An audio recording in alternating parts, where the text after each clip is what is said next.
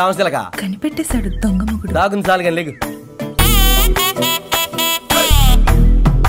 ఏంటి ధర్ణ వాతావరణమా? ఈ మధ్య నీకు నా మీద ప్రేమ తగ్గిపోయింది. తర్వాత చూడమే, నేను సెటిల్ అంటుండు. ఒక్కసారి పుట్టాననుకో అది పెరుగుతూనే ఉంటది. అదేం కాదు, ఇంతకు ముందు నీ కళ్ళల్లో పారు కనిపించేది, ఇప్పుడు ఈ ఊరు కనిపిస్తుంది.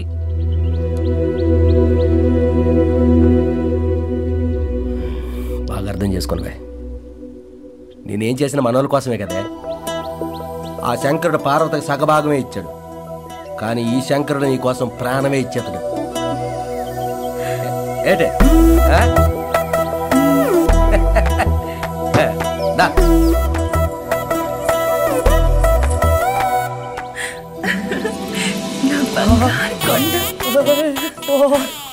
అలా పట్టుకోకే కొండ పేలిపోయినట్టుగా ఉందే. కళ్ళు మూసుకుంటారు. రే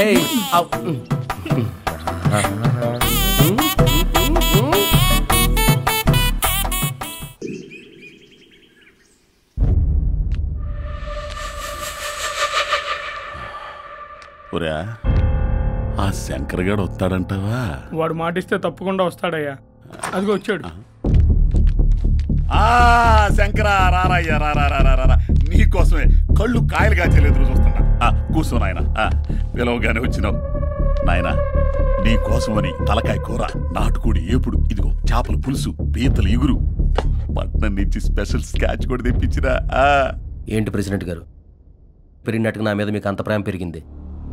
ఏం లేదురయ్యా, నీతో కొంచెం పర్సనల్గా మాట్లాడాలి. ఏంటో చెప్పండి.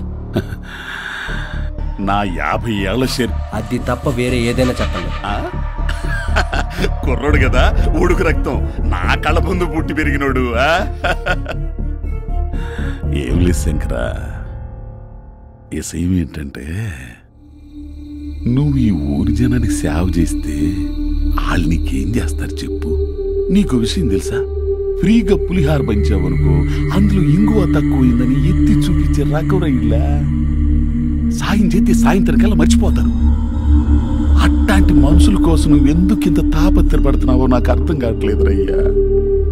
ఏందట్ట చూస్తున్నావు? కన్న కొడుకును చంపిన, ఊరందరి మధ్య నా పరువు తీసిన, ఎంత కులాసాగా ఎందుకు మాట్లాడుతున్నాడా అనేగా. చరిత్రలో అన్ని పేజీలు మనవి కాదురా నాయన. చూడు, జరిగిపోయింది మన ఇద్దరు మర్చిపోదాం. నువ్వు నా మాట విన్నావంటే ఊరు మొత్తం మన మాట వింటది. 2 చేతులతో సంపాదించుకోవచ్చు. ఇల్లు, పొలాలు, బంగ్లాలు ఒక్కటేందిరయ్యా, మన కన్నుబడ్డ ప్రతిదీ ప్రతిదీ ప్రతిదీ కబ్జా చేయొచ్చు. అదిగో చెబుతుంటేనే ఒళ్ళు పొలకించిపోట్లా. ఒరయ్యా, ఈ రోజు నుంచి ఈ ఊరికి నువ్వు రాజువి, నేను మంత్రిని. ఇప్పుడు చెప్పు, నీకేం కావాలో ఇప్పుడు చెప్పు.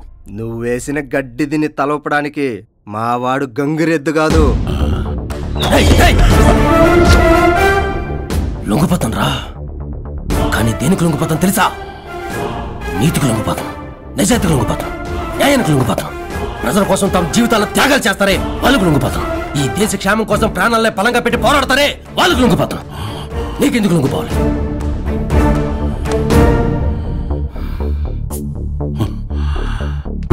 శంకరా, పిలిచి అడిగాను కదా అని అలుసుగా తీసుకో. మాకు పంతం పడితే ఎంత దూరమైనా వెళ్తాను రా.